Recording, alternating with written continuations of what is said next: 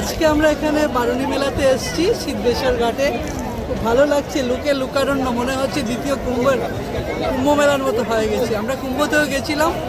আমাদের শাস্ত্রে বলে যে কুম্ভ মেলাতে প্রয়াগরাজে স্নান করার পরে এখানে বুড়িগঙ্গাতে এসে স্নান করতে হয়। তাই আমরা সবাই মিলে আজকে এসেছি। আমরা সবাই গেছিলাম কুম্ভতে, এই কুম্ভর পরে আমরা এখানে এসেছি। আর এত সুন্দর ব্যবস্থা, খুব ভালো লাগছে। খুব সুন্দর ব্যবস্থা, ঘাটে অনেকে তর্পণ করছেন, অনেকে অস্থি বিসর্জন করছেন, অনেকে শাস্ত্র মতে কাজ করছেন, পূর্বপুরুষের জন্য প্রার্থনা করছেন।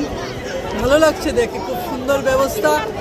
এবং এখানে যারা ব্যবস্থা করেছে মন্দির কমিটিও, খুব সুন্দর হয়েছে, খুব ভালো লাগছে। আমরা আজকে এসেছি এখানে, আমিও স্নান করবো এক্ষুনি।